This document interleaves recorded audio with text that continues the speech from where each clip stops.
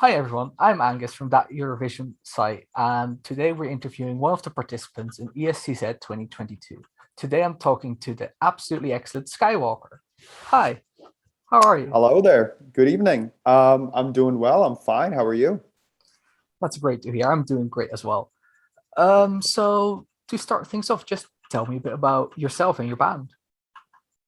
Well, so I'm Jay, and I sing in the band Skywalker.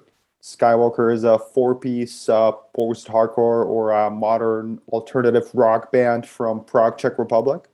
We've been around for about 10 years now, which is kind of crazy, but only about 5 years internationally, traveling, touring all around Europe and the world. We've been very fortunate at that.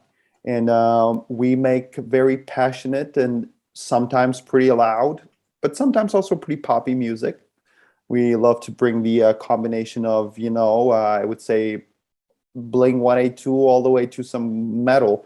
So yeah, I guess that describes who we are the best to the larger audiences.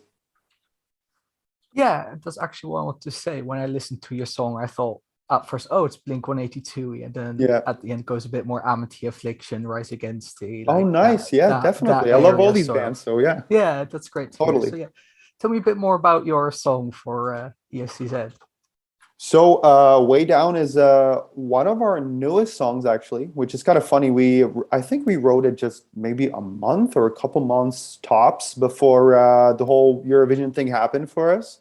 So yeah, it's just this idea that came to me as kind of a very simple bass line, and I had this idea on my guitar with just some basic melodies over it, and just started building layers and layers of music over it, and then I just sent it to my guys, and they really liked it. And we often get together in our studio and just start jamming or working on some ideas, and everything just went really smoothly and very naturally. We got later on, when we had like a good proper demo, we got our friend Lucas from the British band Holding Absence, excellent band by the way. We got him to participate and write some parts, help us out here and there, and everything happened really fast. There have been songs in our career where we really kind of struggle and had to rework them many times, but this just kind of happened like this. And lyrically, I guess it's a pretty dark song lyrically, but we typically write about the darker side of the human psyche, and we write a lot about mental health issues and just dark and weird stuff we're all going through. This is a song about kind of like being just behind this glass or ice wall. I guess we all feel that, especially throughout the pandemic years and the lockdowns and all this, just being kind of separated and then trying to reach out and just depending on other people maybe a bit too much. And I know it's a song that doesn't really have like a jolly, happy, merry message, but I do believe greatly that the greatest thing that honest music, can do for you is create that connection so that you don't feel alone in this. And that there are people out there who feel the same and who want to express that, and you can hold on to it. And for me, it's always been an anchor and kind of a guide, guiding me through my crazy life. So I guess that's what the song really is. It's a great outlet for me, and I'm sure it's a great connection for everybody or a lot of people who listen to it and check it out. Yeah, absolutely. I immediately felt that connection at the beginning, that like strong I'm emotional glad to hear bond with that. the song. It's Cheers, like, appreciate it. and yeah, I immediately also dove into your back catalog, and like Charon's song from your Oh, latest album nice. was absolutely excellent. So everybody watching this interview, Perfect. check it out, I'd say. Um, so how did you when did you decide to compete in ESCZ, and how did that come about? That was a pretty straightforward thing. Benny Cristo, who was in Eurovision well, it was this year, wasn't it? It was this Yeah, year but for the Czech Republic. He's a friend of ours, and I knew about it, so it kind of made me pay more attention to it because it never was too big in our country. So I was only kind of aware of it. I knew some of the bands or some of the interprets for the past years, but then with him being in there, we talked about it. He was just getting ready for it, and I thought that's really interesting. And it seems like a much more natural, much more honest thing, which seems much more focused on the actual art, on the music and all the stuff around it. But it seemed to me it wasn't one of those contests that we always have on TV where they're kind of just generating another pop star for reasons I don't really understand, but this seemed quite different. So then we were approached by the team, and one day I just got a message saying like, "Hey, I just want to go grab a cup of coffee and maybe talk about you guys entering Eurovision." I was like, "Wow, it's unexpected, but hell yeah, why not?" We just talked about it for a bit, and then my guys thought, it's a perfect timing. Also, we're not out there on tour all the time, and it could be something that we otherwise would never have done. And so far, I can tell you, it's been a crazy, very exciting, and a very different sort of experience. So yeah, but it came about really, really naturally. All these things, even with the song and with the competition and everything, it just happened like this. We never really gave it a second thought, and we just went straight forward. Why not? No, that's really cool, and I think in the band, in the song of your band, and also in many of the other competitors for the Czech selection this year, you really hear that the songs were written as songs and as expressions of the artists, and Most then definitely. like the Eurovision competition aspect sort of comes second. Like it's first off a showcase Yeah. of Czech music, basically, Yep. which makes it such a strong selection this year, I think. I agree totally. Yeah. And have you noticed much of just the international attention? Now the international fans can vote this year. Have you gotten like Almost definitely. The support and the feedback from all around the world, literally, has been amazing. And we're a band. We're an international band. We've never been a band that's kind of local. We've been mainly just traveling all around Europe for the past, as I said, 5 years, making a name for ourselves. I guess predominantly in Germany. That's kind of our place to be, as well. Obviously, Czech Republic, but that's home. But so we knew that people in Europe would be aware of it to a certain extent. But obviously, after the press conference on Monday, things kind of just exploded. And I was really surprised how many people from our scene all over Europe really got into it and really got excited, because we come from a place where things like Eurovision are just kind of like, oh yeah, it's this thing on TV, whatever. But here people were like, oh, that's just so sick. You guys are in there. That's I'm definitely going for it. And then many other people just having the opportunity to even hear music for the first time. That's just great. The platform is amazingly huge, and it's been equally exciting and overwhelming, I would say. So in the best possible meaning. So it's been a wild week, but it's been a good week. Yeah, I can imagine that. It must be For sure. quite the experience. And well, if you win ESCZ and go to Eurovision, that's going to be like so much more as well. Actually, I was wondering about that because, of course, it's one of the biggest television events in the world, but it's also just a massive live stage to play on. Really, like there are thousands of people there, and I know you've played support for some pretty big metal bands like Beartooth and Normandy and some other big names for people in the know. What's like the biggest crowd that you've ever played for?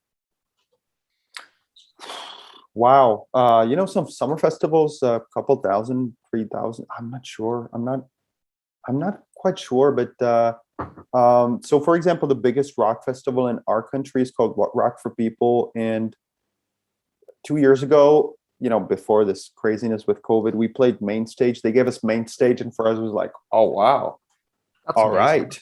And that was really huge for a band like us. It's like even just the space of the stage is just so big. It just made me want to just run around and just like kind of lose my breath. But that was really exciting. And then some other, I would say, other festivals also. We played some big club shows with some of these bands. But yeah, I would say it's just thousands of people at these summer festivals. So it doesn't, it's not like we don't, the times of stage fright are long gone. So Yeah. that's fine. But it feels amazing to see the sea of people and just be like, okay, well, here we go. Let's listen to the tunes. That's really cool. That's great to hear. So I was curious, you had a pretty creative music video for Way Down. So Yeah. what was like the thought process and the creative process behind that? So the idea was pretty simple. We were thinking, especially in our genre, music videos are typically not the most important part of it. It's typically much more about the music itself.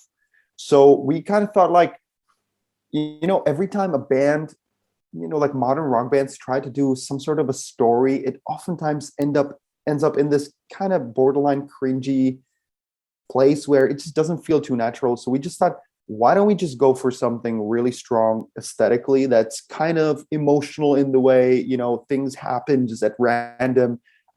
We have this thing for like a very strong color, that we choose for a certain time. So with our previous record, for about 2 years, it was orange, and then we kind of switched to purple and purple green. And a lot of it just happened on the spot. We went for green screen because then we thought, whatever happens after it. We can be anywhere. And the guy Matt, who was making the video for us, he just sent back some ideas where we were, like on this crazy mountain range, and God knows what. We were just like, go for it, do whatever you like, just go crazy. Make sure you keep the colors in there, and then just whatever you feel when listening to the song, go for it, man.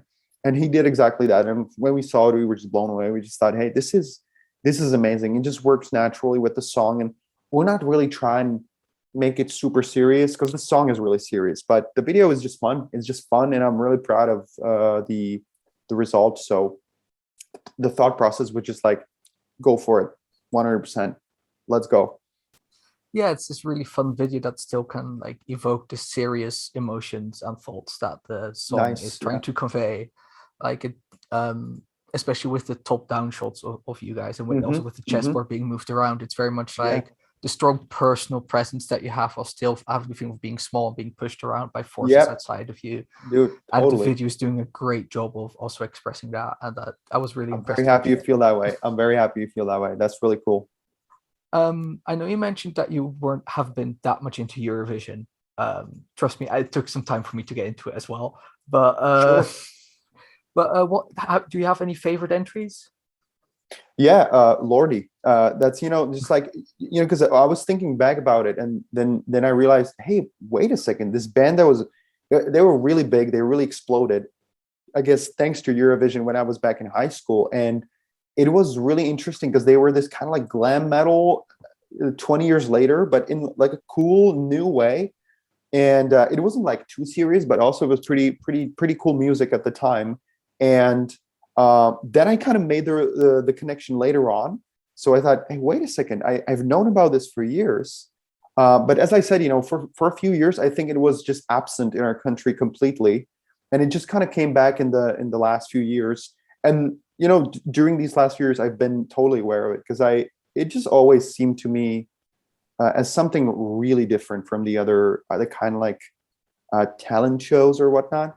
So I guess Lordi are just the coolest thing because it's just, again, I know it's a stereotype, but it's not something that I would expect in that kind of contest. So that always kind of stood out for me.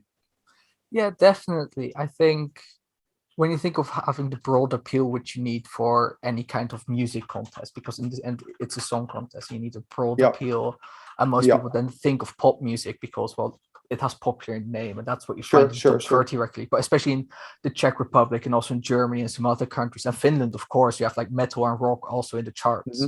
I think it's always cool to see a band having that crossover. Like last year, also Måneskin, but we also had in previous years, I believe it was 2016, Hungary had also this screamo, borderline post-hardcore. Yeah, that was pretty cool. I remember that one. I was thinking, wow, what is this? This is, it sounds pretty much like us.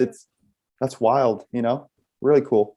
And just great to see that musical diversity on Eurovision in general, but also to see it reflected just in the Czech national final, because the Czech Republic is just such a cool music scene.